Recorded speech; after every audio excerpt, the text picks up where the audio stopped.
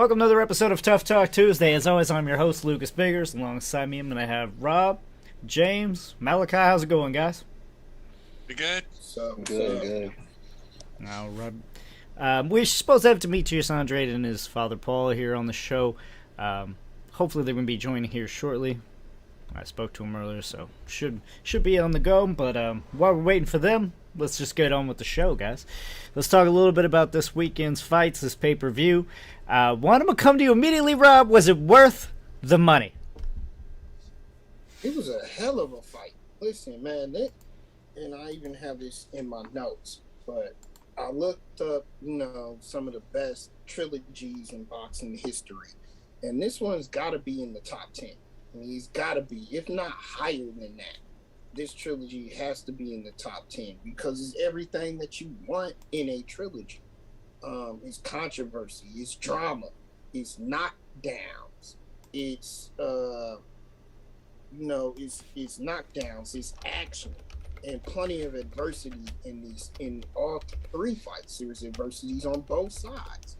This is everything you want in a trilogy in terms of boxing, especially in the heavyweight division. It's up there in the top 10. Okay. That was the trilogy. Let's talk a little bit though about the undercard. There was some surprising events. Let's talk J-Rock Hernandez. Let's just go right into that. One, J-Rock did not feel like he lost that fight. Do you guys feel like he lost that fight? Personally, I kind of had what the judges had, but I wanted to see what was the consensus here. I thought it was close. I thought it was an exciting fight. I was a little bit shocked that Rock couldn't pull it off, man. He just couldn't really find that rhythm. And he had an opponent that was in his face all night. Not a great opponent, not a bad opponent, just an opponent, man, who just kept coming. Outworked him. And and he's done it before to several other fighters. And I'll be honest with you, it was a shocker, but I think that J-Rock's presence there just wasn't that great. I mean, he could have done a lot better, I think. Maybe it was in his training. Who knows, man? I was a little disappointed there in his appearance. I gotta his performance, man. It take just a call. wasn't You there. guys keep talking, all right? I agree. I was out of all the outcomes, I was shocked by that outcome the most because I guess it's a consensus here that we all had basically the same thing as the judges. I thought that early on, I thought J-Rock might actually, make it an early night at times, but then hats off to his opponent. And he seemed to be the more in shape of the two. He didn't seem to gas. And at this point, you got to question where J-Rock is as a contender in that division, and it's a deep division. There's some really good fighters. So once where we thought we might be able to put him in the top 4 or 5 in that division, I don't know that you can anymore. It could be too. He had been out a long time. He hadn't fought. He'd been out a very long time.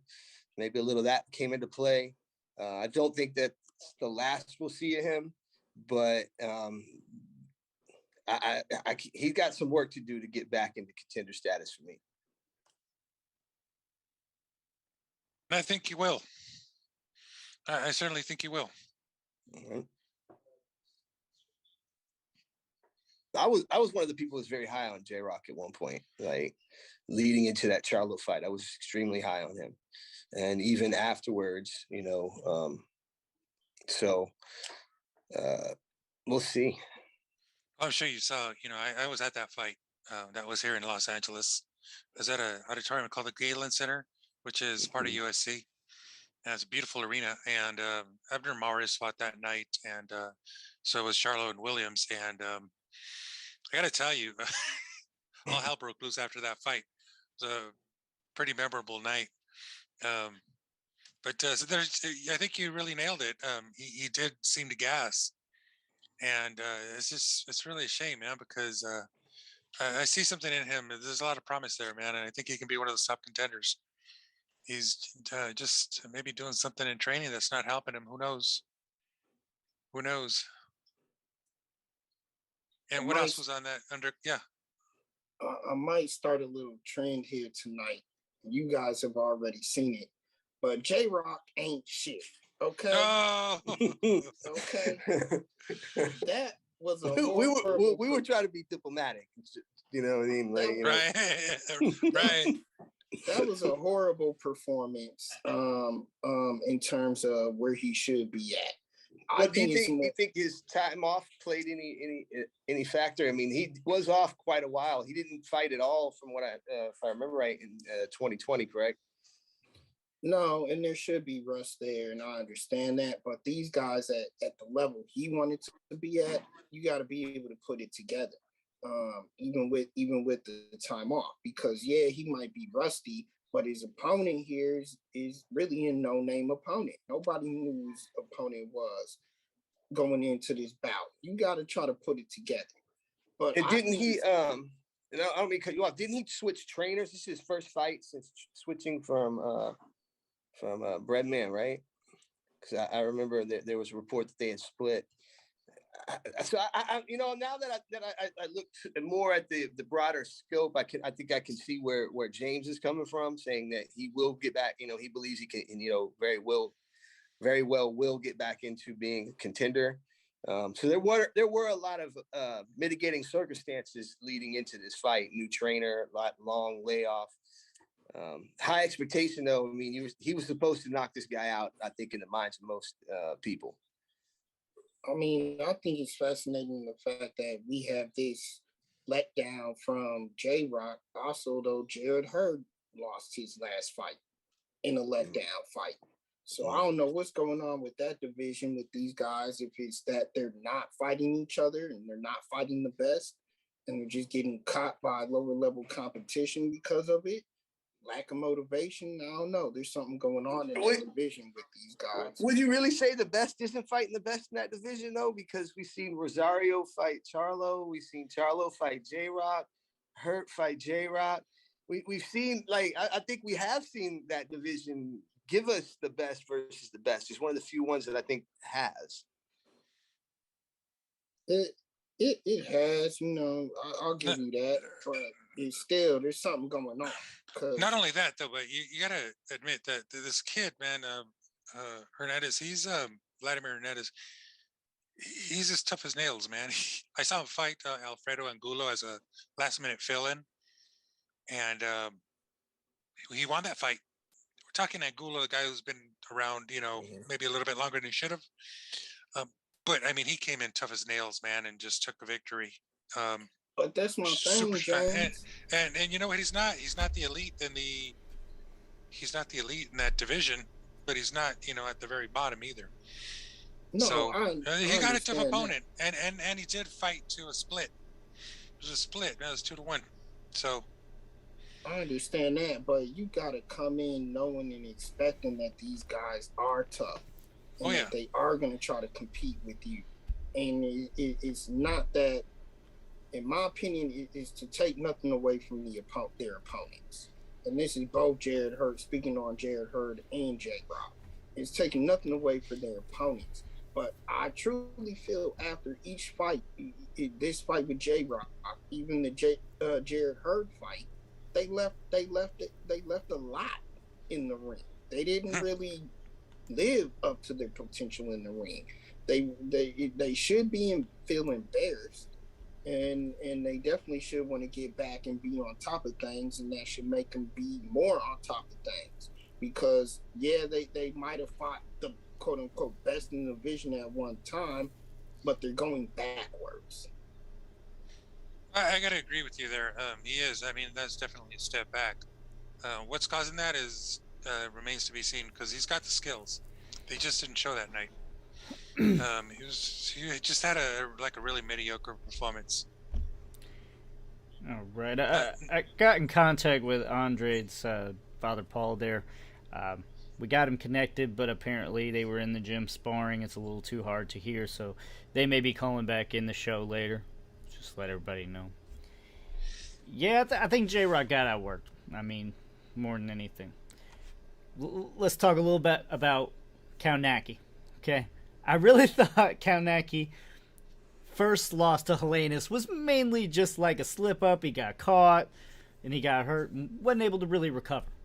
Now it's more, this man may be done. Is he a Seth Mitchell? Is it, because it looked like he can't really take some solid punches. He just getting beat up. There's no head movement. There's no defense. There's a lot lacking for Kaunaki. Yeah, he got exposed. I mean, like, for those of us who, at one point thought, oh, this guy's an interesting prospect. He's just knocking everybody out, destroying everybody.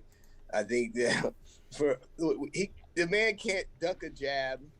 He can't see a straight right coming. And as you said, he has no defense. He comes in on a straight line. He don't move his head. He's just a punching bag at this point. I don't see him like Tony Yoka. If you put him in the ring with Tony Yoka, that's going to end in the first round. I don't see him beating any of the up and coming young heavyweights, and I for sure don't see him beating a Deontay Wilder or a Tyson Fury or a Usyk. Or either guy in the co-main between F.A. Ajagba and Frank Sanchez. I mean, no, that was pretty much the bottom of the barrel for the night. Very little to show there. And also the one thing about him, he just looked lackadaisical. It just wasn't in his skills. He just wasn't fired up. He didn't come in fired up. No, I mean, Kaunaki's a brawler, at best. Definitely not a boxer whatsoever. And then to go into the co-main, I was a little let down with that fight. I thought it was going to be a lot closer, but it seems to be pretty one-sided for Frank Sanchez. Now, that one I can honestly say I told y'all on that one. I called that one right. I just wanted to say about the Kaunaki event there. The low blows, man, there's no excuse for that. I mean, he was in trouble, and he took a really, really solid shot, man, and he just resorted to all the, dirty tactics there, and cost them, man. I was really, really surprised that they stopped the fight like they did. But let's move on. I mean, you're not trying to cheat. You're not trying to win. If you ain't cheating, I guess. But yeah, that was pretty bad. He wanted to be disqualified. He didn't want to lose the way he lost last time. That's basically what it came down to. Rob, what were you saying, buddy? So the problem what I have with Kaunaki, adjustments. He made no single adjustments from the first fight into this fight at all. If you want to change the outcome, you have to make adjustments in there. Second thing is like you just said, Lucas, he's a brawler. He didn't even try to make it look ugly. No. He didn't try to make it a brawler's type of fight. He didn't really do anything in there to try to turn anything around in that fight. So for him to go out there and prepare the same, bring the same thing to the ring, I mean, I'm with you. You got to question, whether or not this guy is that motivated to get in there and win these type of fights, or if he's just content on being what he is, which is a C-level fighter. And at this point, I don't know if he can really get any further with that. Be honest. Yeah, he dipped below C tonight or Saturday night. It's a little below average. Yeah. All right. Sanchez, we were talking about Effie and Sanchez, and I wanted to get in on that. I came away. I know that Lucas has said he thought the fight was lackadaisical. I thought that Sanchez's skills made it that way. He completely for sure. Dominated Effie, made him look like an amateur at times with his ability to move and create angles. And I came away with that from that fight very excited about his prospects moving forward, and I'm liking what I'm seeing with the heavyweights. We're starting to see a lot of guys with actual skills, abilities to move and create angles with their footwork, and that's for someone such as myself who enjoys the purity of the sweet science. I'm enjoying seeing that. For sure. Love to see him take on Ortiz. Love to see him take on Usyk. It'd be some really good chess matches. Ortiz Sanchez looks really good right now. Maybe. I think there's a lot of buzz, so who knows? Maybe it can be made. But on Ajagba's part, he seemed a little bit unmotivated as well. Just kind of slow and lethargic. but he's got some decent hand speed. The one thing is that Frank Sanchez is just not one of those real aggressive, come forward fighters. No. He's kind of he'll sit in the pocket and change or exchange, no question about it. He's got skills. There's no question. He's got good movement. He's a Cuban. He's an educated fighter.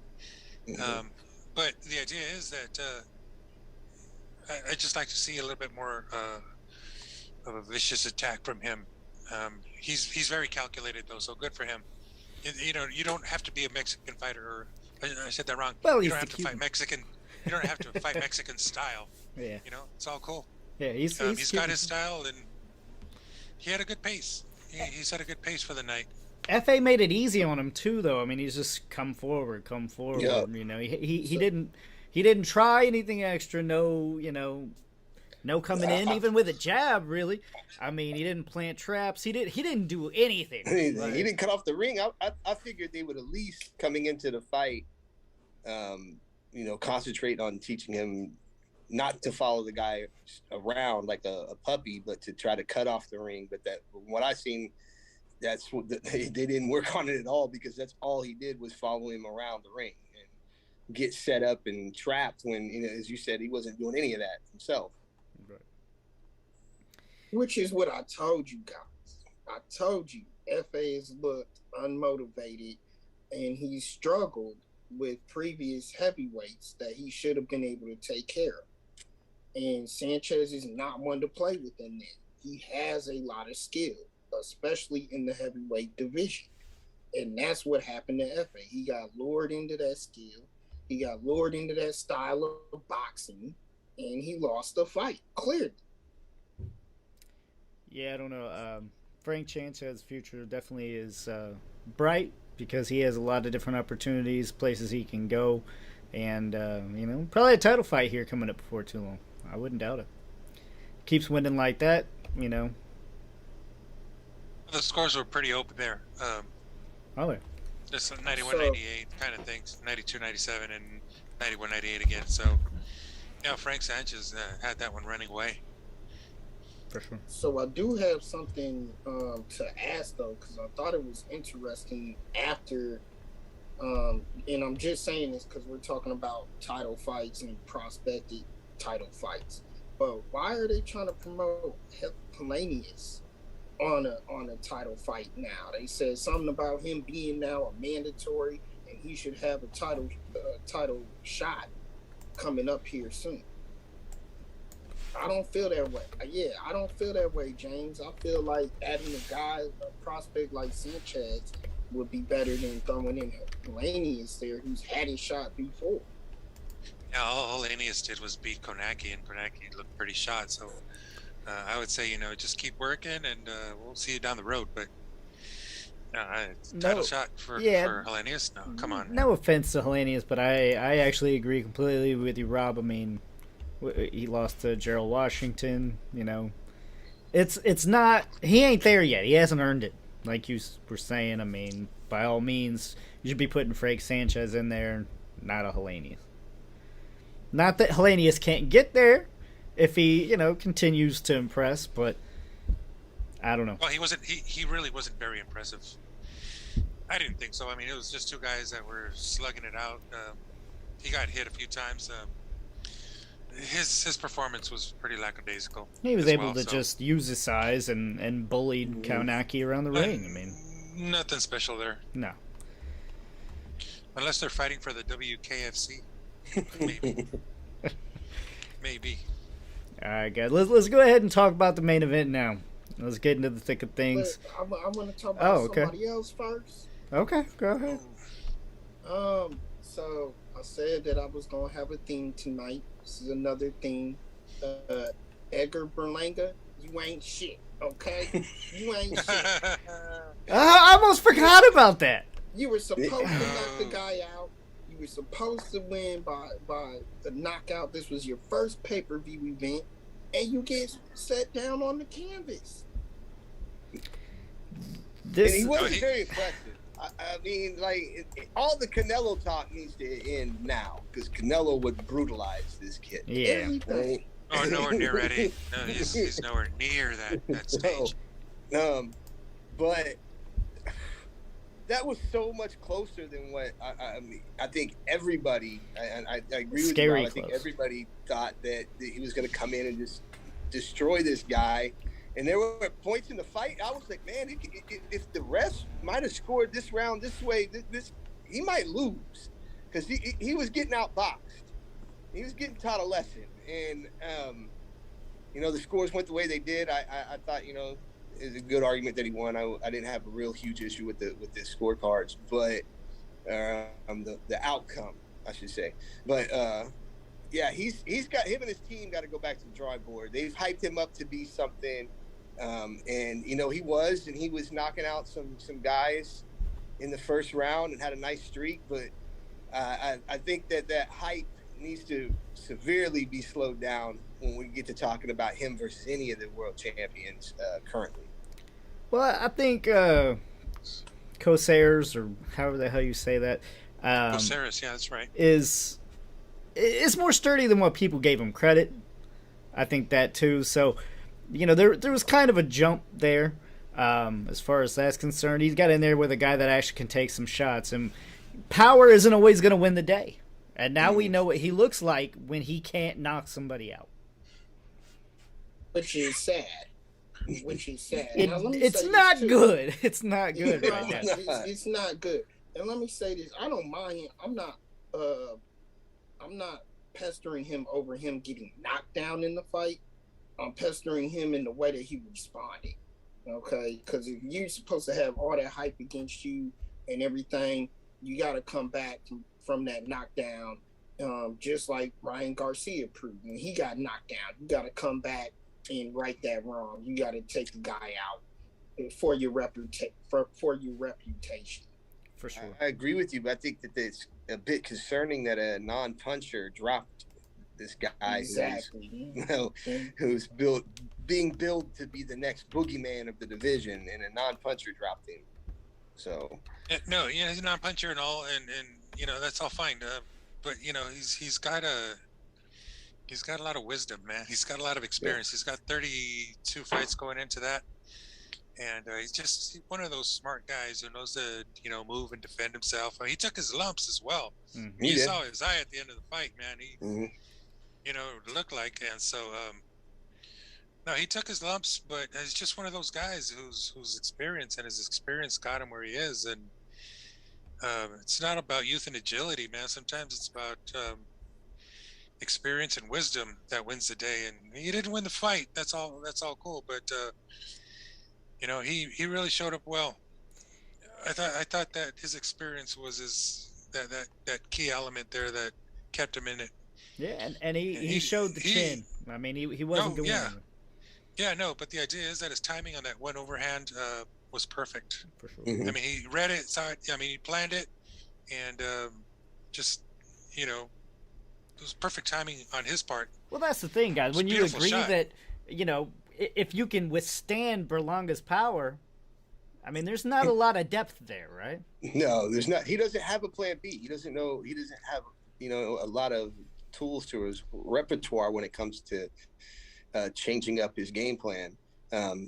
But I think that that was the first time that anyone was able to take away his plan A, which is, seek and destroy.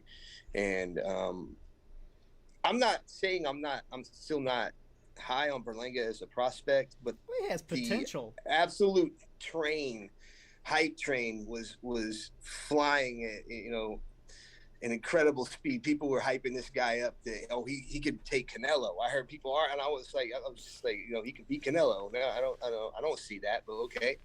But the brakes have to be hit on that hype train. He's now more like, okay, we could put him with the rest of the prospects who we don't quite know yet. Yeah, I honestly want to see him. I honestly don't know who is Berlanga's trainer. Did anybody know? I don't even know. I would love to see him with Abel Sanchez. He needs to get a plan B, plan C. That power is not always going to win, and we saw that. We saw that on Saturday. Sakura, we miss you.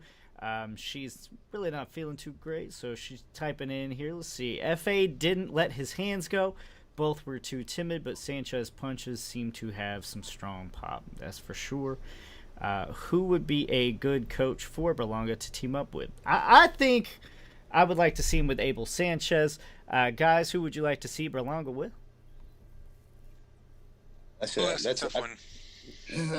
Reynoso. I would like to see him with Reynoso. Why is that, Rob? Why is that? Because he's the boxing whisperer, okay? He's the boxing whisperer, in my opinion. Now, granted, that don't help the fans out if they do want to match him up with Canelo, but I think Reynoso can do a lot for him. With Abel, I like Abel Sanchez, but I don't know. I don't know how that two would pair with each other. I think he could present him with a lot of knowledge and everything, but I really like Reynoso in that camp. I think he needs to be, if they're really going to make him be the next great, I think he needs a team with a guy like Reynoso and make him the next best star, maybe after Canelo. CJ Hooker says Buddy McGirt. Buddy McGirt, that's a good pick. But I'm gonna say, I'm just gonna keep it in New York. Teofimo Lopez Sr. You know, it would probably be easy. You know, they're both in the same city. So, all right, well, he's done a wonderful job. He's done a wonderful job with Teofimo. Teofimo does a lot of small things that people don't see. You know, catching punches and countering. You know, so. I think he you know, Berlanga's got to, as you said, he's got to be able to have a plan B, and I think that, you know, Teofimo Lopez Sr. has proven that he's trained his son to have a plan A, B, and C. For sure. All right, well then I'll keep it local as well, and I'll go with Freddie Roach. How's that? I'm kidding, guys. I mean, it wouldn't necessarily be no real reason for that. Who knows? I've never really given it any of that thought, but I don't know. Maybe it is time for a change. Change is good. All right, let's see. We got Zad Thomas 1930. Demetrius Andrade will be on the show. Hopefully, he is in sparring currently, and it was a little hard to hear. He joined earlier. If so, ask them how would they feel about moving up to 168. All right.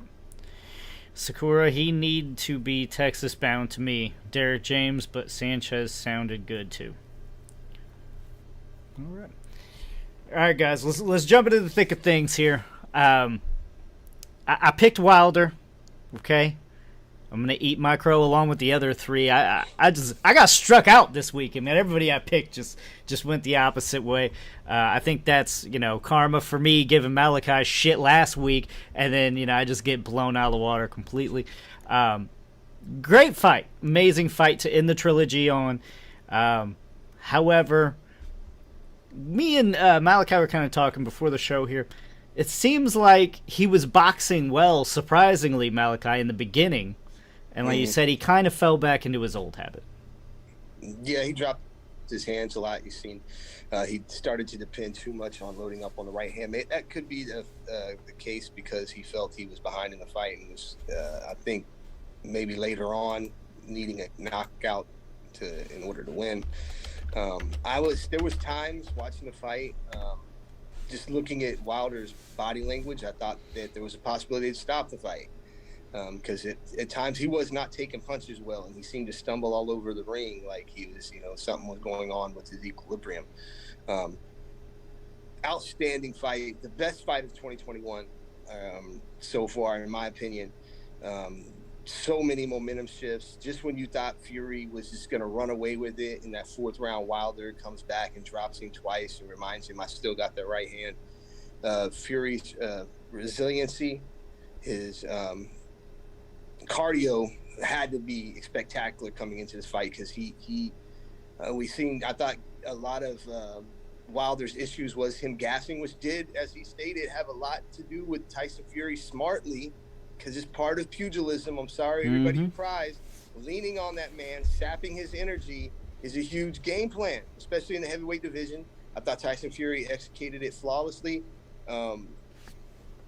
Perfect way to end the trilogy. I don't see a need for a fourth fight unless something changes down the road. But hats off to both. I don't write off Wilder. I do have some questions. However, I want to see him in his next fight to see how he takes the bigger punches. Because if he begins to show them signs of wobbling again at the big shots, he may need to call it an early retirement. But that's just my opinion on that. Outstanding. Definitely one of the best fights I think I've ever seen.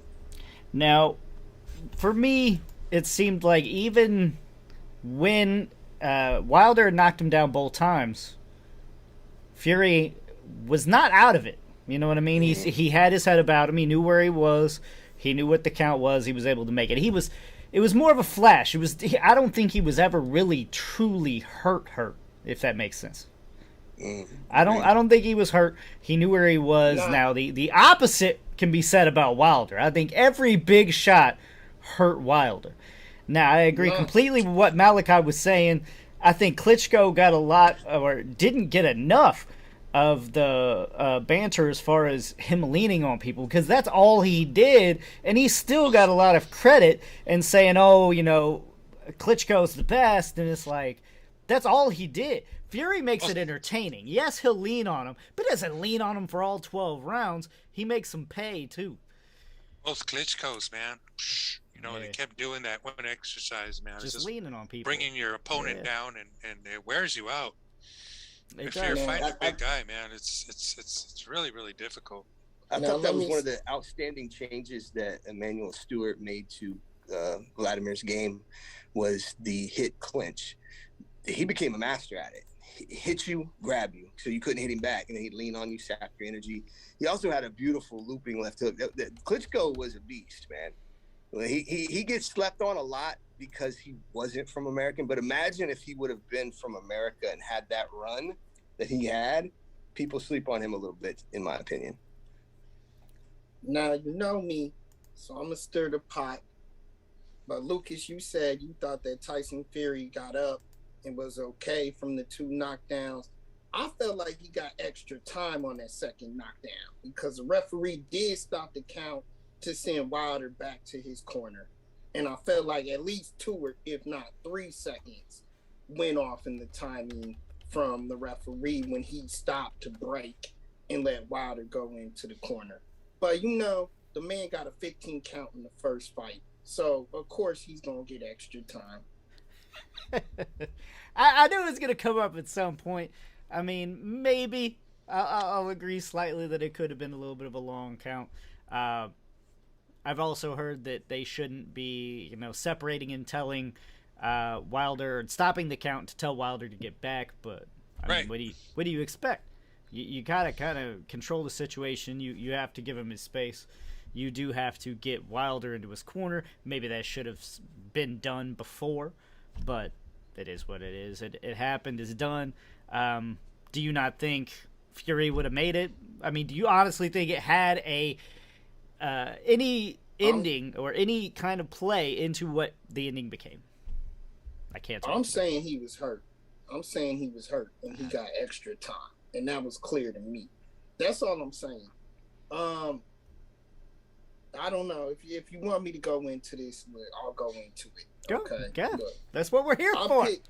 I picked Wilder for this very reason, and I said it last week.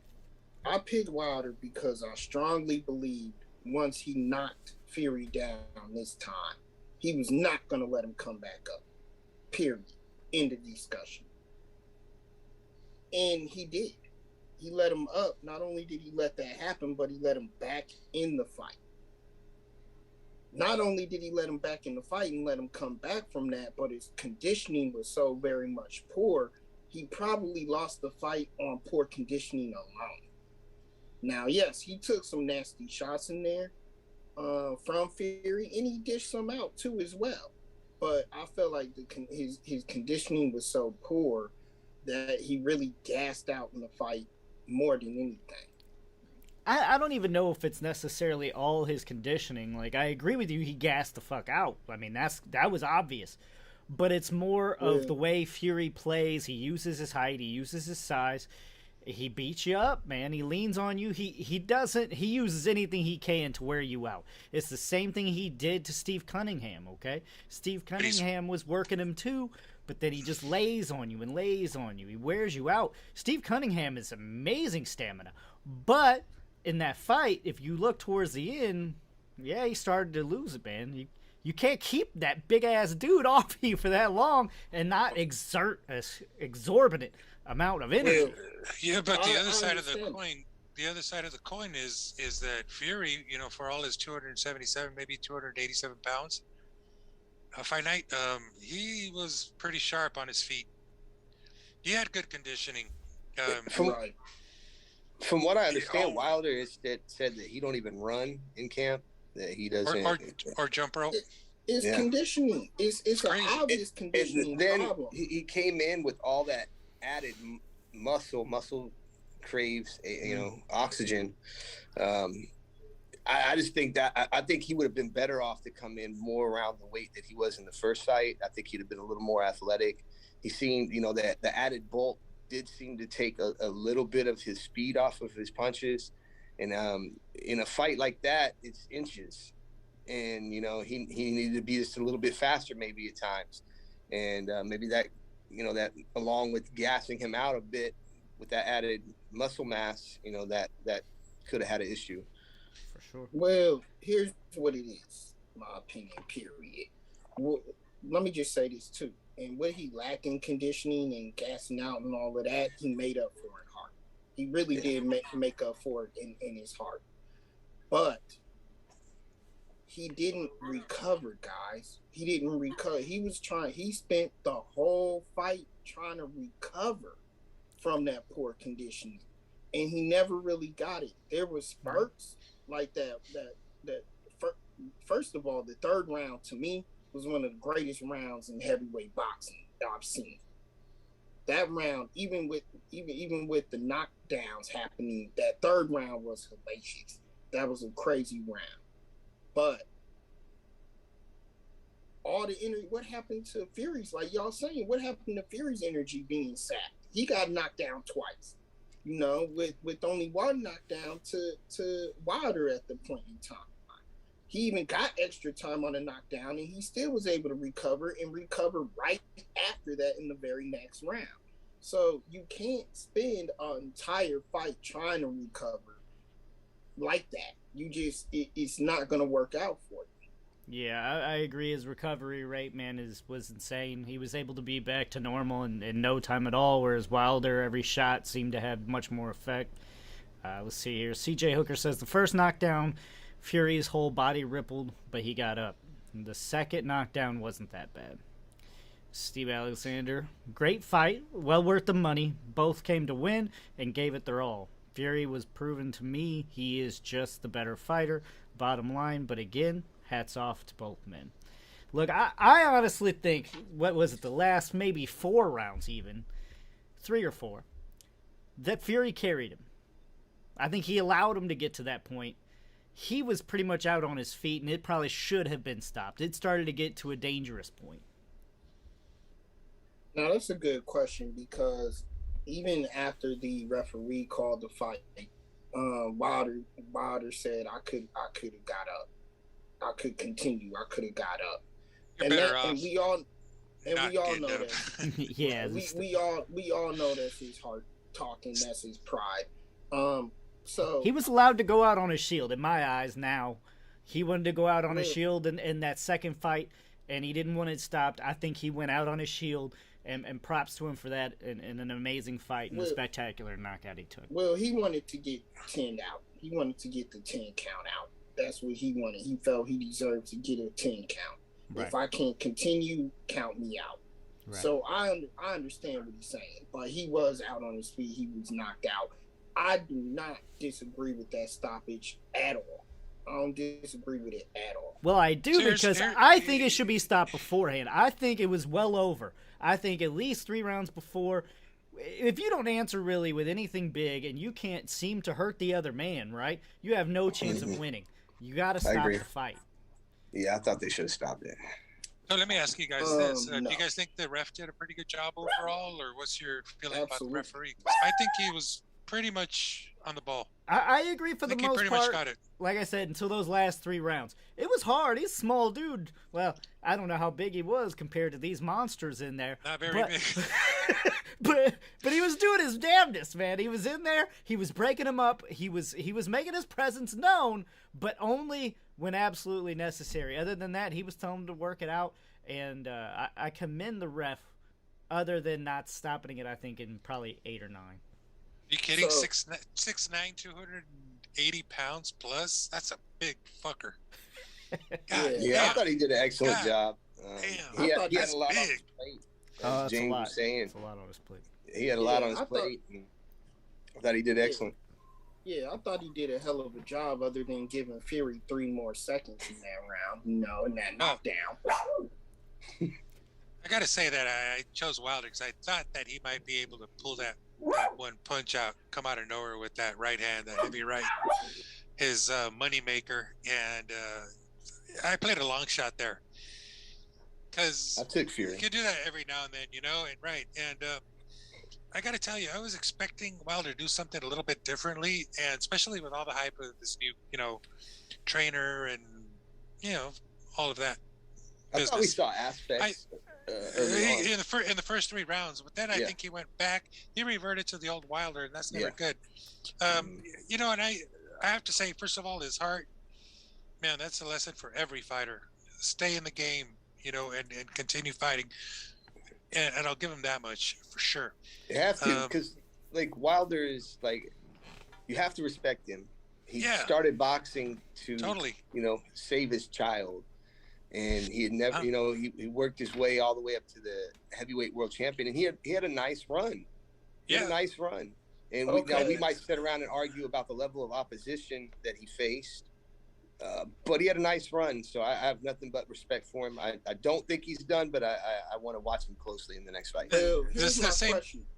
Yeah. Here's my question to all of you, though. At the end of the fight, Fury said, "I'm number 1, Wilder's number 2." Do y'all still feel that way? Yes. Fury, I think we know definitely is number 1. Do y'all still think that Wilder is number 2? I don't think anybody else can get up from them punches. I still think that I think Usyk would outbox him for a good 5, 6, 7 rounds, but he's going to eventually get caught, and he's not going to get up. Yeah, I agree. I'm echoing what Malachi is saying. He kind of took the words right out of my mouth. It's not that the other guys can't necessarily compete. It's the goddamn size of Fury and Wilder that put them at 1 and 2. I mean, nobody else can. Blocked punches from Wilder can knock some of these people down. Blocked punches. I'm not talking about ones that don't land clean. I mean, it's gonna be over. That's all there is. But I want to step back a little bit and talk about reverting back, okay? Because I do think Malik Scott did an amazing job. But you know why he reverted back, right? Because after those 3 rounds of boxing, he had nothing left, and he had to revert back to, what do I know? I'm just going to throw some slug it out here, just throw some shots. He was doing rather well boxing with his feet underneath him, like we had been seeing him in these clips that they were releasing. He's done really well boxing, and I would love to see 3 or 4 good fights underneath Malik Scott, what he can turn into. And I'm not going to go as far to say there won't be a 4th fight, because he can still earn that 4th fight. Now, I feel you, James, right now, but I think we could see a completely different Deontay Wilder, and I think we were robbed, actually, of a Deontay Wilder that could have great boxing ability along with amazing power, and we will never get to see that, at least not in his prime anymore, because he is going to be aging. Go ahead, James. No, I have to say it, man. I feel for Deontay. His skills, I think, are really, really diminished.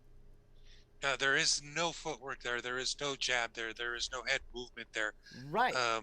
There never has been. Some basic things. But here's the question: how does he get to 40-0 or whatever his record was? Amazing record, amazing knockout ratio.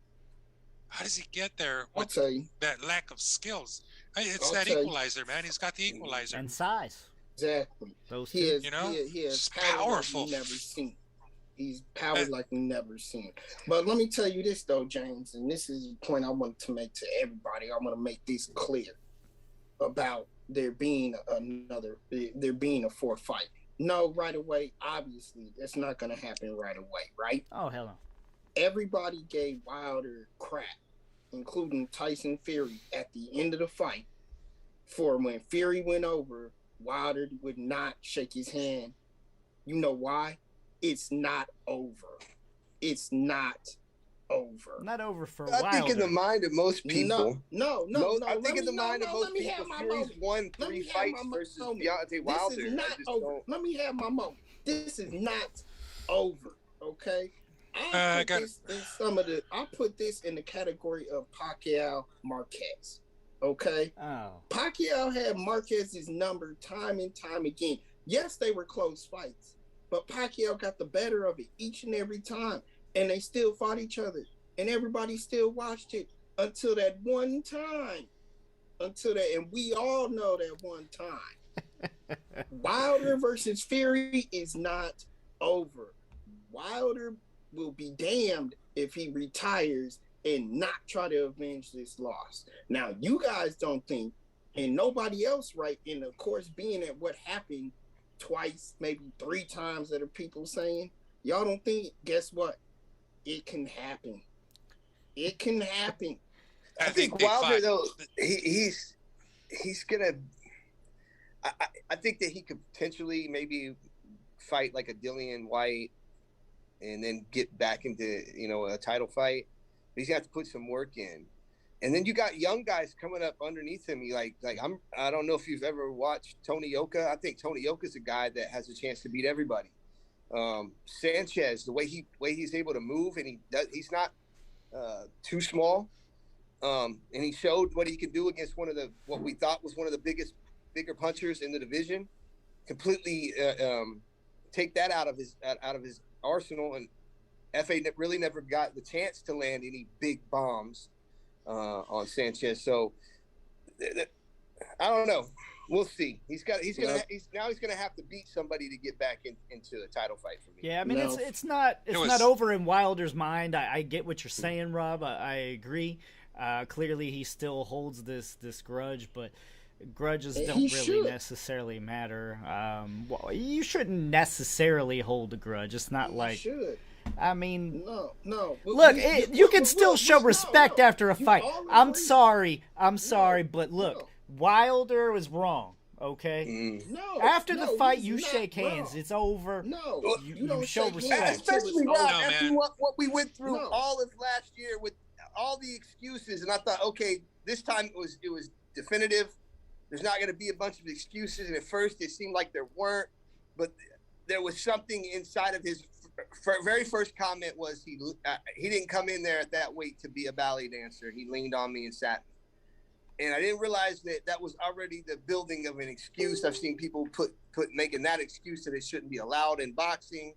And I was like, it's always been allowed in boxing. You know what I mean? Now I'm hearing reports that he had broke his hand. So now there's more excuses coming out. So this is, I was hoping we wouldn't get that this time because we had too many last time. I mean, they pulled out every excuse that you could possibly make, including my own trainer spiked my water. Okay, that's history. Yeah.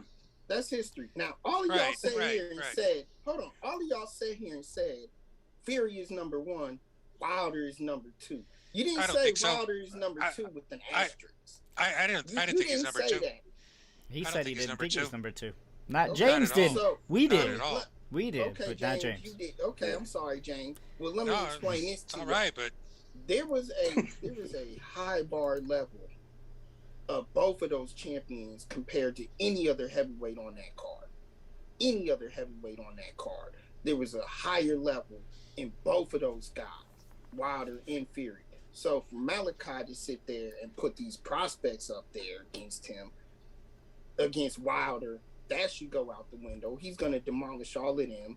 Dillian White. Well, you got to go back. You got to go down a level. You can't just be like, I'm going to go on and fight for a different title.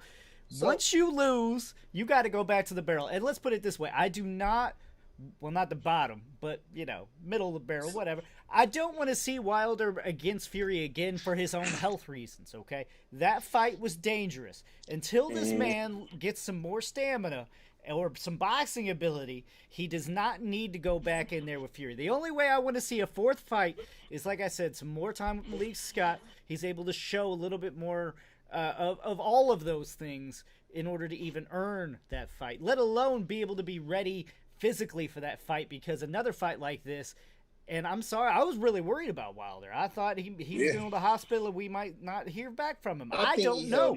It was a bad look. It's the second fight in a row, Rob. Yes. I think he's held his own. He looked very bad. Let's go to some comments here, though. Hold on. Y'all are capping. No, I got to get this out. Y'all are capping. So AJ can go right back in there and get his shot. That's the first Wilder Rob, you're it was arranged. AJ's already lost twice, though. But technically, you're comparing that to a trilogy fight that always get a rematch with Usyk, right? That's been arranged. Yeah, that was pre-arranged. Yeah, and y'all are already putting him up there. Let's go to some comments here. Let's see. CJ Hooker, I can't wait to hear who y'all think is next for Fury. We're going to be getting to that shortly. I think AJ and Wilder should meet on the undercard of Fury, and Usyk should fight for the undisputed World Heavyweight Championship. I agree, and I hope that fight is next.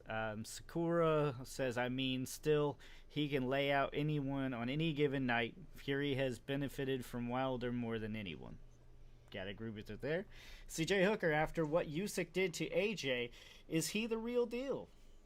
I think he is. I mean, we've all stated that. We had questions coming into that, whether he could take the bigger punches from the better fighters in the division, and proved he could. You know, AJ, regardless, I said it again, regardless of what we think of him, he is one of the bigger punchers in that division, and Usyk wasn't phased.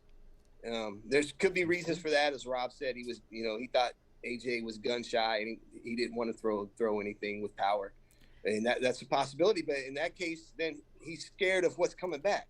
I think he still got clipped, though. I mean, Usyk did feel AJ's power. I'm not saying he landed anything great, but it's not that easy to land against Usyk. Not like it is against other heavyweights that lack boxing ability, lack head movement, lack defense, lack a little bit of everything. Let's see. Lyle Yo, there won't be a fourth fight. Never say never. Hey. Did we think we would see 5 damn Marquez Pacquiao fights like Rob was saying earlier? No.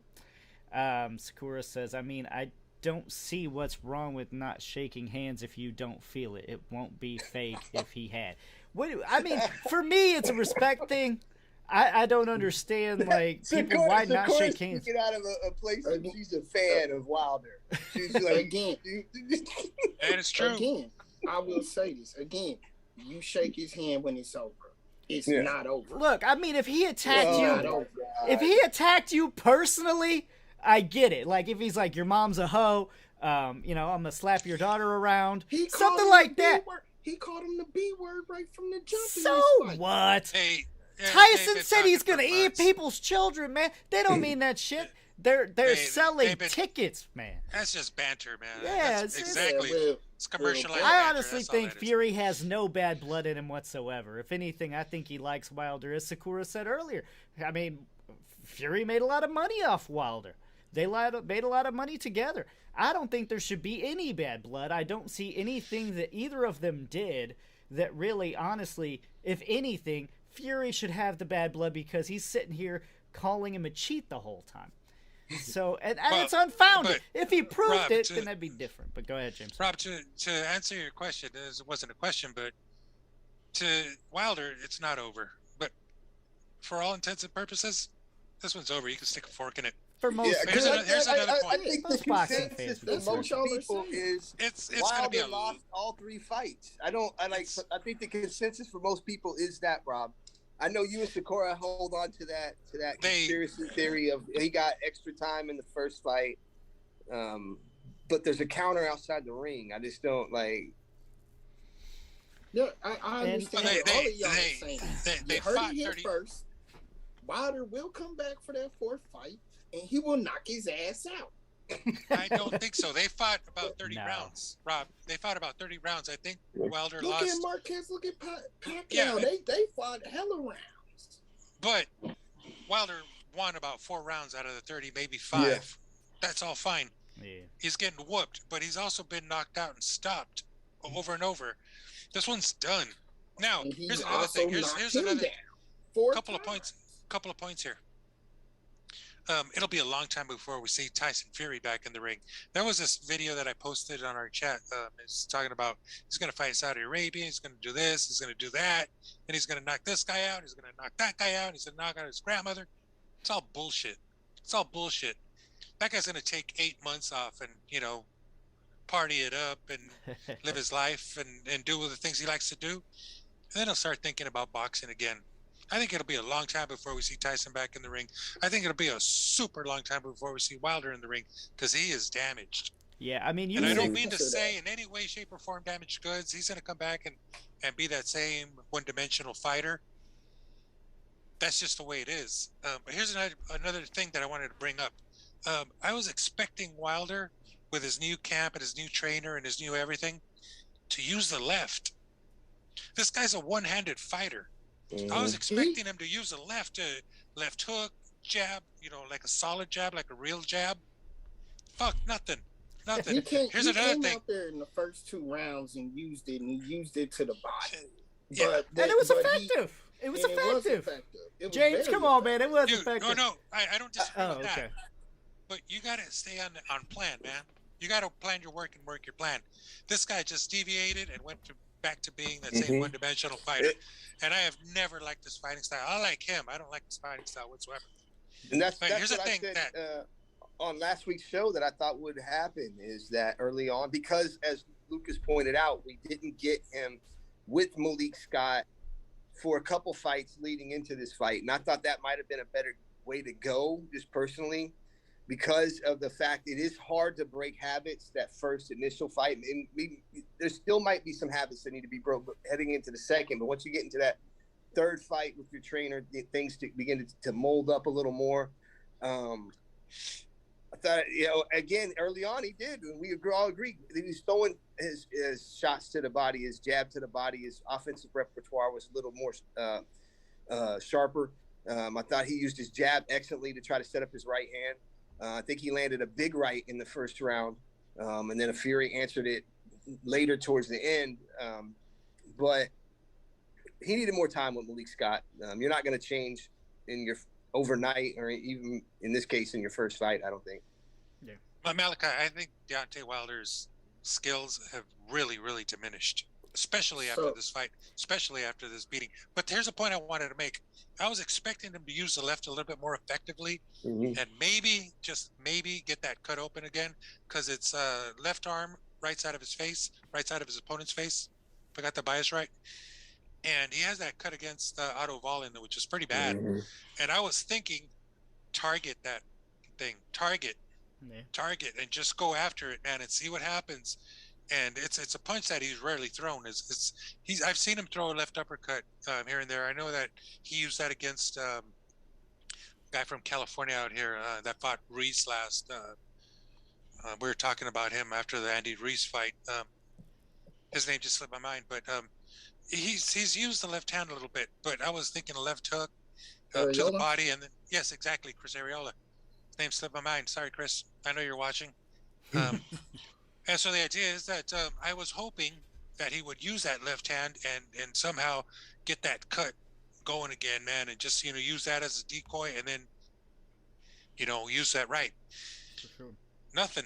I mean, just no game plan, and just to shit on him a little bit more. Basics, man. Step out when you're in trouble. Nothing. We're a little jab, behind. nothing. What the fuck's going on? I agree. But how did it's the question. How did he get to 40-0? We talked about that. It's the size and it's just the sheer power. Equalizer. But he's got the eraser, man. He's got that eraser. But I think with more, very unique. Can you imagine him though with some boxing ability? I mean, it would be incredible if he could actually set the right hand up instead of just crazy windmill punches and that kind of shit. But we do have a question Man. presented to us here, because we said these guys are 1 and 2, right? CJ Hooker says, how can the guy with 3 belts not be in the top 2? And that's a good question. I think maybe we're just saying that these guys are just too large for poor little Usyk, who's a cruiserweight.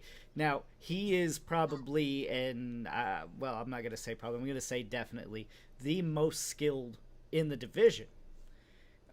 Maybe, some guys like Ortiz, Frank Sanchez, as we said earlier, would make it, give him a run for his money.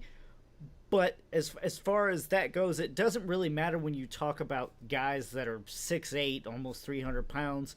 I think these guys are both just too large for Usyk. I hope I'm wrong, and I hope Usyk would be able to outbox them. I would love to see that.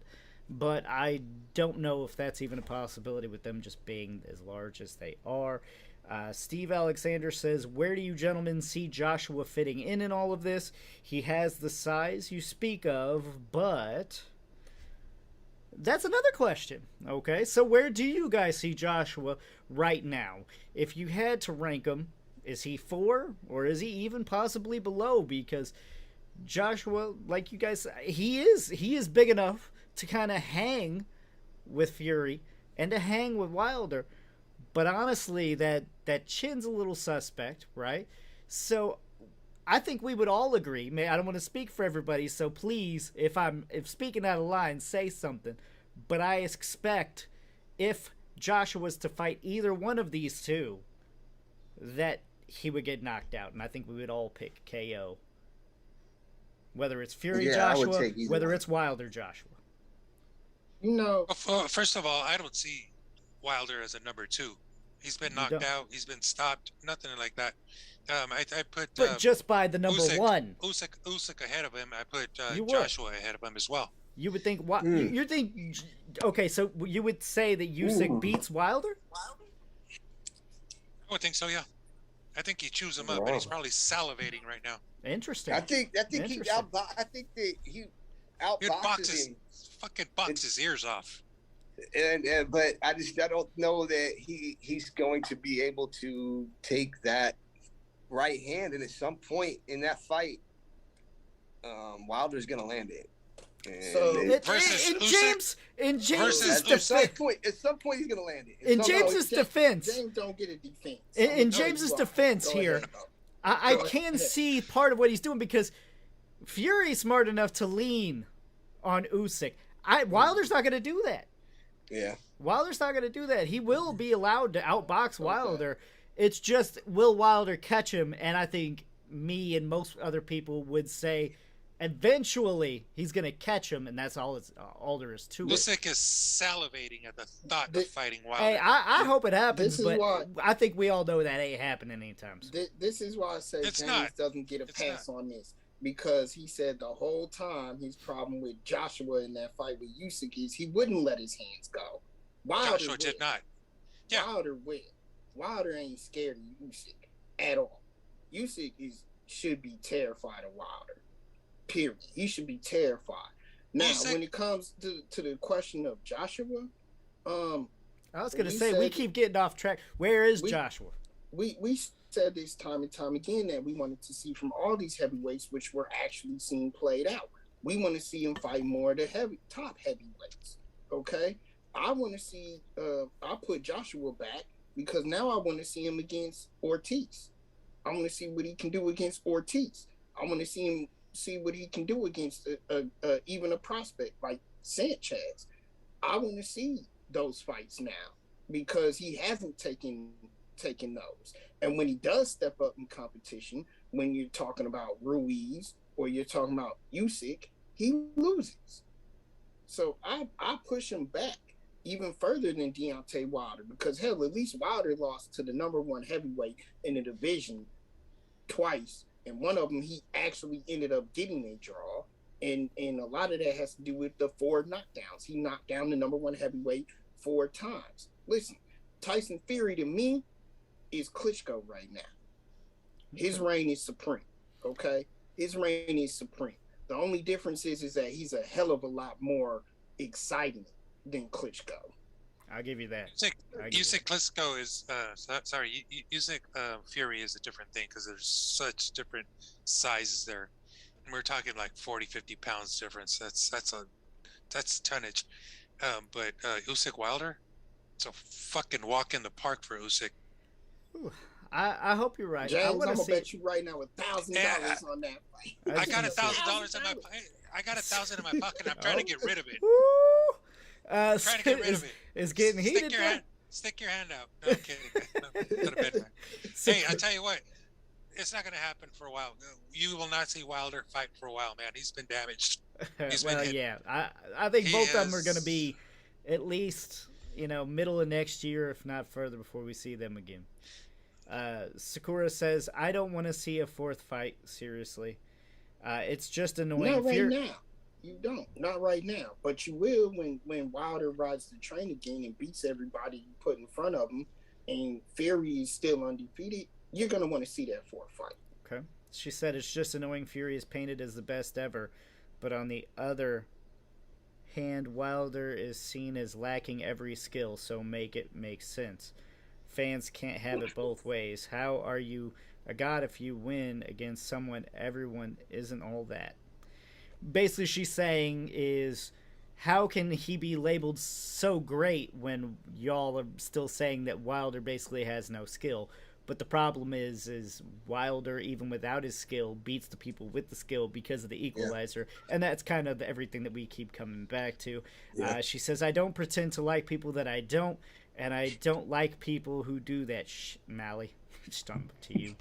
And I mean, I agree, but I honestly, if you don't have anything like, solid proof that's saying you cheated. I mean, if your mind, I guess you still think the man cheated you, I can understand not wanting to shake his hand, but you got to at least have proof. And with everybody involved, you would have some proof if it happened. I mean, there's just too much commission agreement, too much involvement with other parties to not let that go. Joshua's in protective custody. LOL. None of that happening. I agree. I think the Usyk fight in the rematch, I'm kind of interested to see how you guys think that'll go. I think Usyk still wins. I think Joshua may come out with a different game plan and actually do what we all thought he was going to do, and which was exert himself early on and just try to power him out of there. I do want to say sorry about that. I did want to say, Rob, you're absolutely right, and I'll tell you why, man. Because if those wheels start turning, and you're talking about Fury versus Wilder #4, I'll be the first one to pay pay-per-view. I'll be the first one to sign up for that one. I don't think it's going to happen because I don't think Fury will be around for that. Freaking long shot, man. Yeah. Fury's got so much money now. He doesn't have to fight. We talked about it on the last week's show that we all had a discussion about whether or not this was going to be it for Tyson Fury.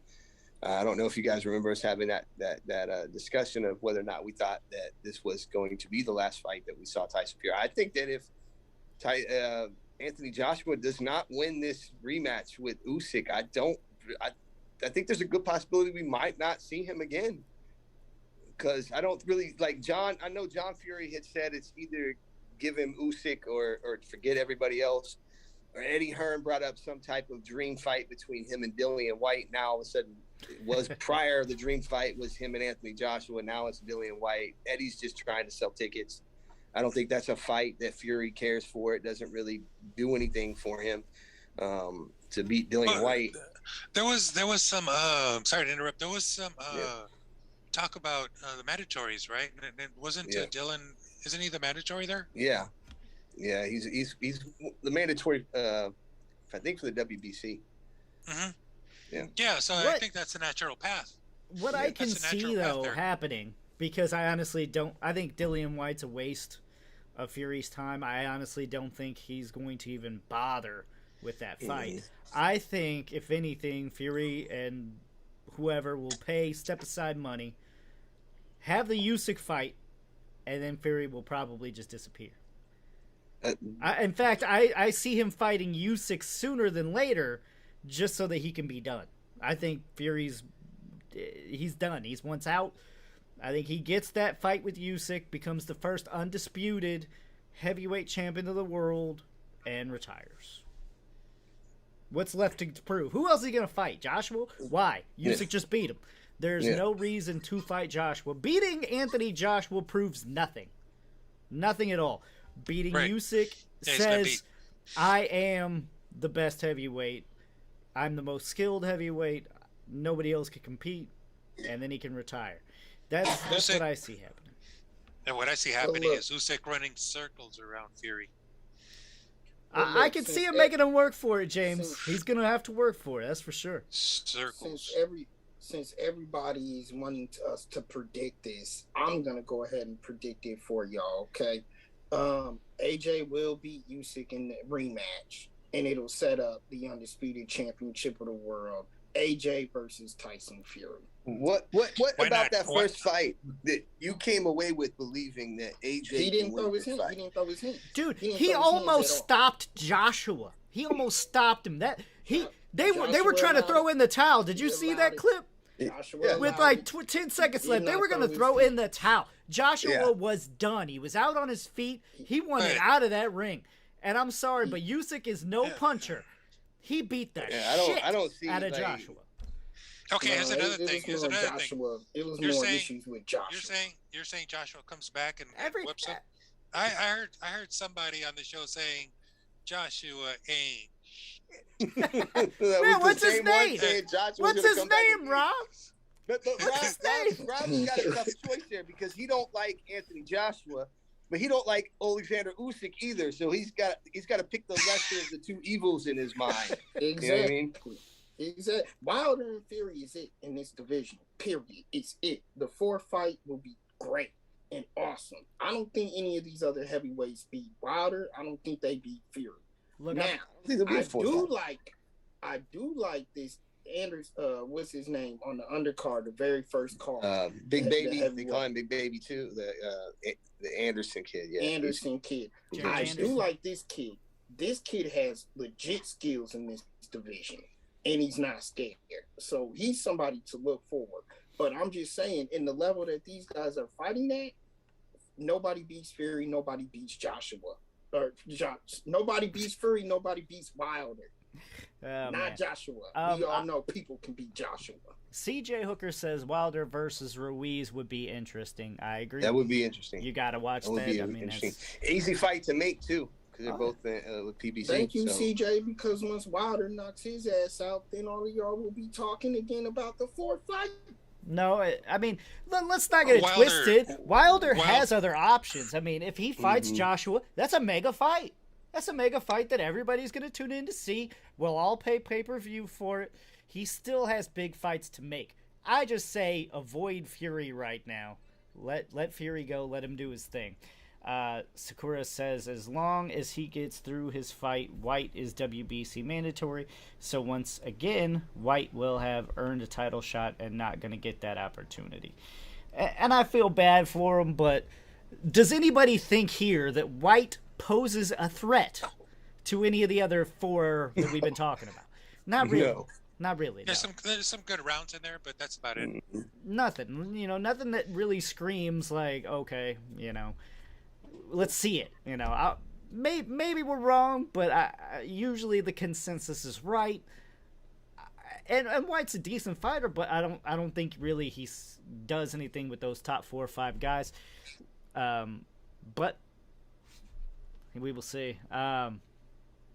AJ does not win, guys. LOL. It's Fury AJ. Fury AJ is probably more makeable just because of the amount of money that it's going to bring in. And it's a super fight, even though AJ doesn't have the belts anymore. That's the sad nature of the business. It's entertainment more than it is a sport. So we're gonna be able to tell what happened. He invoked his rematch clause. It's gonna be AJ Usyk next. Yeah. Right. That's the next heavyweight fight. WBC silver. Go ahead.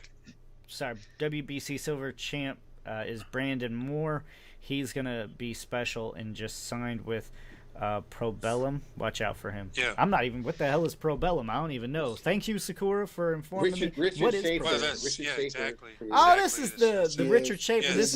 This is the snake that went into Golden Boy and just said whoop, pulled all them fighters out of there. He finally has his own thing off the ground. I gotta say the name is pretty horrible. I don't Probellum. What the hell? What is this? A new John Wick movie? It just don't make sense. Sorry, James. Go ahead. What you were saying, but I think bellum in maybe Latin or whatever it is. It means prepare for war. So pros prepare for war. It's actually a pretty cool name.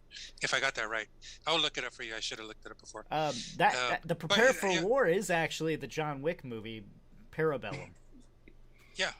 Parabellum. So I don't know what the hell Probellum is, but whatever. It makes sense. But the idea is that I was hoping that Joshua would take some step aside there and let these two guys get it on. So we're looking at Usyk and Fury, and I think that should be made next year.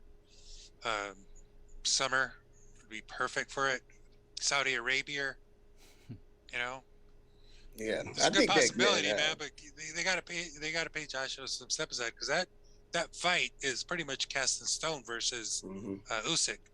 And I think this is the only one still to debate, even for me, because the rest of them really aren't going to matter. But when the undisputed fight is to happen, let's pretend right now that Usyk walks away again with the belt, and then there is no rematch clause because you're not going to get a rematch clause on a rematch clause fight.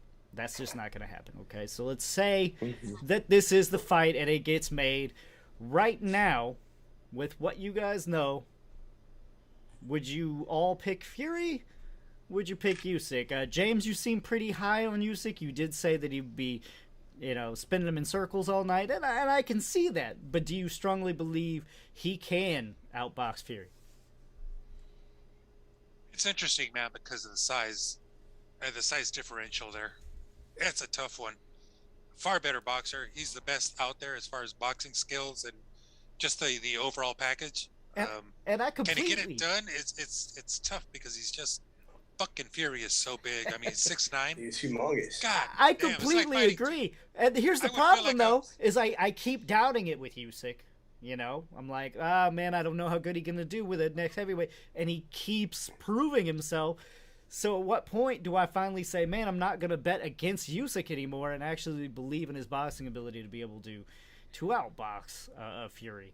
The problem is Fury's not just large; he does have boxing ability himself. He showed it. Yeah, he showed it. I mean, he came through with a really, really good jab. Was sticking it out there. He had some foot movement. Worked the ropes pretty well. Cut the ring off a little bit here and there. Yeah. Guy's good. Like I said, I think he kind of carried him those last few rounds and decided when he wanted to put Wilder out, he made that decision like, okay, it's time to end it. He decided when that fight ended on Saturday night. And Wilder couldn't do anything about it. I mean, that's what it came down to. CJ Hooker, that AJ versus Usyk fight may not happen. Usyk will probably want to fight at home in front of his countrymen. He fights AJ in front of 66,000 of AJ's fans. I don't know. I mean, Usyk's a road warrior. I honestly don't He's think, proven. Yeah, I do not think he's going to care about fighting at home. I think he'll want to even go back and beat him in his own home again. That's just how Usyk rolls. And you got to respect that. Yeah. Usyk went to Russia, where the two countries were in a conflict, and won in Russia. Won a championship out there. Road warrior's right. That's some big ass cojones. Sakura says maybe Wilder White could be entertaining and lots of bad blood there. I'd love to see that fight. Hope that happens. CJ, my money would be on Usyk. That's a big money grabber. Yeah, I think the odds would be pretty good for that one, so that one could break Vegas for sure.